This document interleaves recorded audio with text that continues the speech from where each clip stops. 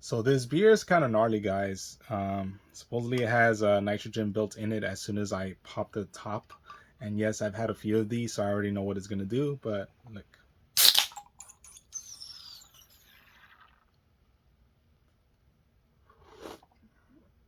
that never gets old. Welcome, guys, to another action figure review. And today, the theme of the video and the title will be Beauty and the Blob. And I'm going to review two mutants, Marvel's Siryn from the Bone Breaker wave and Marvel's The Blob. Both come from the X-Men family line of figures. Both are mutants. And both are vastly different, if you guys can't tell. One comes in window packaging, one comes in windowless packaging. So we're going to open up these figures and review them. And we're going to start off with the Irish last kicker herself. And yes, that is appropriate because Money in the Bank was a few days ago. And Becky Lynch, WWE star Becky Lynch, actually paid homage to Siryn by wearing an attire similar to hers. So yeah, Siryn, of course, is an Irish mutant, inheriting her mutant sonic scream from her father Banshee, another X-Men member, and raised by her criminal uncle Black Tom Cassidy, who I did review earlier on in these video reviews. Teresa Cassidy forges her own heroic path with X Factor as Siryn. So there you go. You know what? What's a weird thing?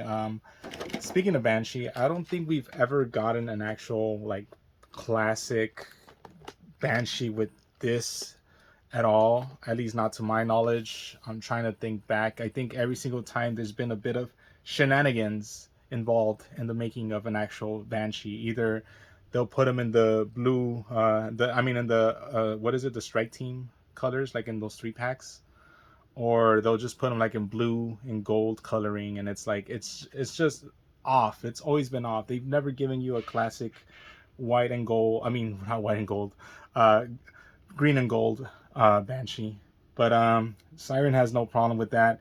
She actually got her classic colors right off the bat. I don't think this is necessarily her classic look, but it works for me. It's a good look. Let's open her up. She doesn't come with that many accessories. And yes, it is appropriate that I would drink a Guinness when I'm reviewing the Irish superheroines, but there you go. So let's open her up and see. You know what's funny? I just realized, so had I made this review 7 months ago, when like the figure was even newer than it is now, because it's kind of an old figure now. Let's see, copyright 2022. So yeah. It's more than a year or so old. So if I would have made it like 7 or 8 months ago, I would have said like, hey, this is a vestige of the before times when figures came in windowed packaging, but they're bringing that back now. So wow, who would have thought that people wanted to have their action figures be shown on the packaging? And so now this is out and this is back in. But, yeah, let's open her up. And nice art on her. Yeah, it's nice. Yeah, she's obviously in Sonic Scream mode right then and there. Ireland doesn't have that many, well, superheroes, at least not to my knowledge. But one superhero that I would definitely want to see, and I'm being 100% serious with this, is Shamrock. Shamrock is Molly Fitzgerald. She's another superheroine from Ireland, and her powers was similar to like Black Cat and Domino, in which she could like manipulate the luck, so she would get good luck, everything to her advantage. And tragically her luck ran out and she broke her foot. I kid you not, like that's how her powers ended. And I don't know, I really did like the look. I don't think we're ever gonna get a Marvel Legends figure out of her, but it would be nice if we were to actually get a Shamrock figure. But yeah, that's my petition to get Shamrock in. Packaging, look at the back, this kind of like this bursting, exploding X form. It's great for backgrounds. I'm gonna keep it. It's awesome. So yeah, there you go. There's not much to look at right there. I already read her bio. The Bonebreaker Build-A-Figure wave. As much as I like the Bonebreaker figure, I just don't see myself buying yet another Wolverine, yet another Havoc, Vulcan, Maggot, Darwin, and Sabretooth. It's a nice figure, but yeah. And actually, I don't have to buy Wolverine to build them. Nice. But I don't know. I can't see myself buying the other 5 figures. You know, I mean, it would look cool, but, you know, I mean, it's a guy in a tank. Well, his lower body's a tank, but just don't see myself doing much more else with that figure. So let's get her out. Let's get Teresa Cassidy out. And right off the bat, first impressions on her is this is a very flimsy, like, I know, I'm glad that they went with this material rather than like the rubber that would just totally impede her movement, but it feels kind of flimsy, not gonna lie. It's made out of like the same material that Lego capes are made out of, so I know it's gonna get worn out so easily. And it's sculpted on okay. There is a big peg hole right here in the back. I don't even know what that is for, to be honest. I'm trying to think back to see any female figures that actually could have used it, could have utilized it, but I just can't think of anything right off the bat. She does, however, have a pinless body, which is good, meaning that she's gonna definitely be equipped with the double joints. Oof, this is already getting complicated right here, but she does have double jointed elbows. And yeah, I could already see how this is going to get in the way of her posing, and it's not going to be that well. I mean, it's removable. No, it's not removable. I think once I remove this, it's going to be nigh impossible to get her back in. So just going to try not to mess with it that much. But her arms do bend, although the cape does get in the way somewhat. She does have a bicep cut, but even the bicep...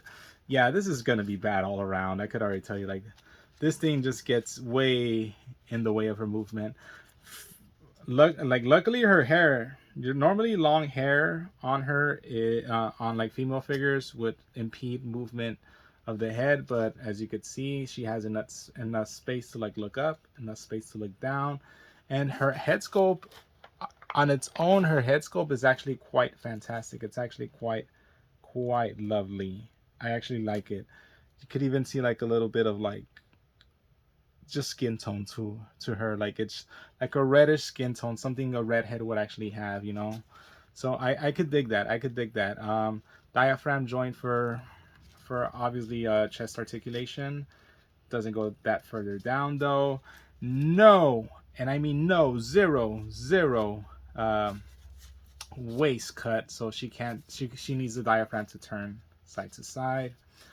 She does have a thigh cut though on each leg, double jointed knees.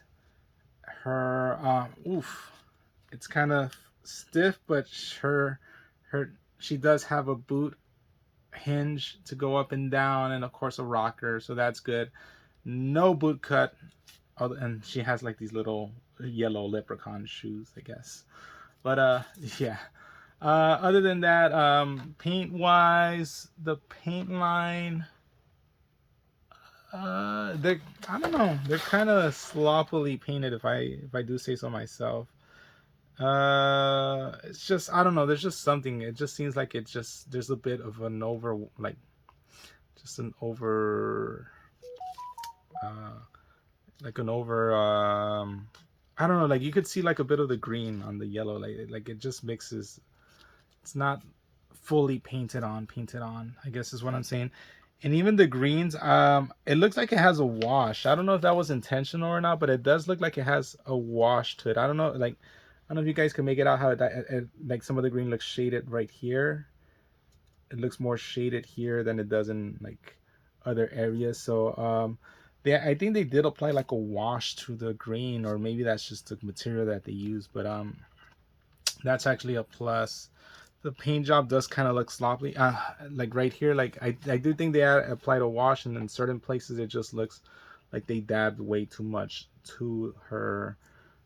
So yeah, I don't know. The green looks off, the yellow looks off, but I appreciate the wash that they appreciate the effort. There's something different that they try to do with a Marvel Legends figure for once, but execution was the important. Actually, she has two peg holes, so she has one right here and she has one right there. So I guess for like a flight stand, which is appropriate. But yeah, I like the attempt on the figure. I appreciate getting her. She is the beauty to the Blob. I do think it is removable because I forgot that you could actually remove the arms and have like these open palm, like Banshee Scream hands. So, I mean, yeah, actually, can it be removable now that I'm thinking about it? I'm thinking maybe it can be, but gets too much in the way, too much in the way. I don't know. I don't know how to feel about this. It feels flimsy, but it's not plastic. I think I prefer this over it being just a solid hard plastic piece that's impossible to remove.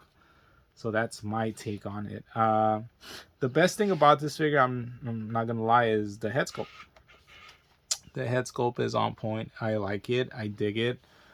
Definitely remove this. Put it like on a bystander. You have like a redheaded I don't know, a redheaded damsel in distress to save. But I'm mostly gonna keep her as an X-Men figure. I need to pad up that roster of X-Men figures right there. So yeah. Overall, we're gonna give Banshee. She's gonna get a 6.5 out of 10. Not the best figure, but yeah, we'll just leave it at that. Not the best figure. And we're gonna move on to the main course. And I do say the main course because this is a big fella. Celebrating 60 years of the X-Men, Marvel Legends series presents Marvel Legends: The Blob. Such a great figure. Story time. I actually had a chance to own the original Hasbro Blob because I had gotten out of collecting of. Wow, it's already over a decade.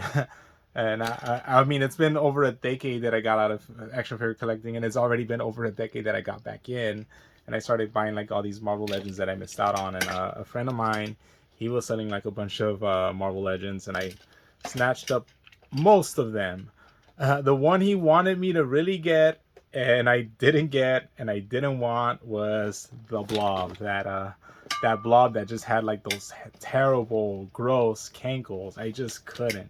I don't know. It just grossed me out. That figure just grossed me out. Still grosses me out to this day. I just think it was proportionally wrong for the Blob. I mean, because yes, he is a big guy, but even in the comics, as like he's drawn right there, he still had like an actual shape to him. It just wasn't like Fat Bastard from Austin Powers after the surgery, where like all the skin flap was like like dripping off of him, like. So it's like it looked like a vagina, It wasn't that. So wow, I'm on with the whole Irish theme, everything today. I don't know. Is it St. Patrick's Day? Where's the Shamrock Shakes? But anyways, so yeah, I just could never get that figure, and I held on with the hope that eventually Hasbro would release a Blob figure, and they did. I didn't expect the Blob figure to be fucking. And yeah, I guess this is the point of the review where it's no longer PG. I didn't expect the review to, didn't expect the figure to go for fucking over $60. That's insane. They're really price hiking on these figures. They're taking advantage of people. And I decided to buy it when it went down in price. But I'm kind of skeptical now, because what happens if this is a swap? Literally, it's going to be a rock inside here. See, there's a big reason why they went back to windowed packaging. It's because a lot of the people that would buy them off of Amazon would get swapped figures. They would put in like either wrestling figures from like Jax from like 20 years ago, or in certain cases they would just put in like random stuff like rocks and stuff. So let's hope I actually get the Blob, because I did get him at a decent price. Still think I overpaid, but I got him at a decent price at least, you know. Not 60 plus bucks. That's something I could definitely assure you guys. So let's open them up. Yes, I'm not going to save the packaging. The packaging's already damaged. I guess that was a good way to save me, you know, from trying to like express any interest in holding on to the figure. Packaging on them looks pretty nice though. I actually do like when they use like old artwork of the figure from the past. They did that with the Amazing Fantasy Spider-Man as well. And then they use like the modern render right here. Then they use another render right here. And pretty much that's it. There's no description on the figure at all. It just shows you how tall he is and the accessories he comes with. But anyways, and I do like this 60 Years of X-Men logo. So let's get him out. We already saw the beauty. Now it's time to see the Blob. Here are his accessories. We're gonna take a look at them later on. And I think I did end up getting the figure, thankfully. And here he is, getting him out of his packaging. Wow, the bag is even too small for him. Wow. Wow. Wow. I know the camera's not going to try to pick it up, but the skin tone on this guy looks incredible. I thought her face and skin tone looked great. His looks amazing because he has like these little, little red spots on his skin. Like, it's so realistic. It's so realistic. If I were to close my eyes, it look like I'm holding a ham, you know. Like if I were to look at this part, you know, like it's like, oh wow. I am very, very impressed with how this figure was painted, and just the sculpting detail on this figure. I thought this was an elastic. It's actually sculpted on. It's sculpted on plastic, and this looks like an elastic band. Wow. Wow. Yeah. Words can't describe how impressive he is. The head sculpt is pretty on point as well. So, yeah. Diaphragm to turn. Obviously, he's not going to be able to do that much of a crunching motion. Is this... No, I kind of wish this was kind of a waist cut so you could actually fully turn, but I'll take the diaphragm. I will take the diaphragm. His arms do stretch out. They do rotate like that. No bicep cut. I guess it's all in the elbow, so it's gonna be an elbow cut like if he was a 3 3/4 figure. It looks to be like a single joint. To be honest, this looks to be like a single jointed elbow. Yeah, it looks to be like a single jointed elbow to me. So single jointed elbow, but I don't know. I don't know why they couldn't give him a double jointed elbow, to be honest. Waist, wrist rotation goes up and down. Ditto for right here. So this has a big opening hand. I think he does come with like alternate sets for each hand of the ladder. Does have a thigh cut though. Thankfully, he does have a thigh cut. Once again, like a single jointed knee. I guess you don't expect him to bend that much, right? He does the splits pretty well. No boot cut, but he does have a hinge to go up and down, and of course the rocker, so that's good. He does have limited articulation, if I do say so myself. The sculpting, though, I do think it's a good trade-off because the sculpting on this guy is incredible. So it's a good trade-off to trade, you know, like single jointed instead of double jointed, but then have this just not get in the way. Obviously, this guy's not gonna have any butterfly joints. Jesus, I wish I could show you guys like how it looks. I'm trying my best to lower the fill. There you go. See, you guys see the red dots right there. Incredible figure. At least visually. Visually, he looks amazing. So yeah. Let's take a closer look at his accessories. So, wait.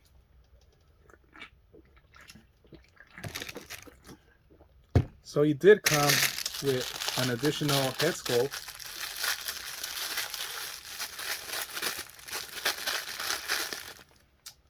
Additional head sculpt of him screaming he's gonna eat a cheeseburger or something. And he also came with obviously another open hand for the right hand and a fisted hand for the left hand. So he came with all that. Look at the hot dogs. He actually does have hot dogs behind his neck. That's incredible. Usually you could tell how much of a bouncer is a jerk by how many hot dogs they have on the back of their head. Just good advice for whenever you go clubbing, you know. But anyways, moving back to the Blob. Great looking figure. A bit too pricey though at full retail, at full MSRP. If you guys find them at clearance, even 20 $20 is a steal. If you guys get them for $20 less than what he was going for, which was like 60 something, $62, $68. If you guys find them for like $42, $48, this guy's a steal. If you guys find them for $10, if you need them to pad up your X-Men collection, go for it, get them. But yeah, I would say he definitely passed the test. So take into account the excellent skin tone on him, taking into account the excellent sculpt on him, those are pros. Taking into account though the less than stellar articulation on him, and just in general, I guess I'm gonna say lack of accessories. I mean, 2 hands and a additional head sculpt does not make for a $68 figure, in my honest opinion. That's a con. I'm still eager to give this figure a solid 8.5 out of 10. He's that great. And that does it for the review, guys. Thank you for tuning in to seeing Beauty and the Blob and me cracking open a cold one. And that's it. Thanks, guys. Peace and love as always. And I am out.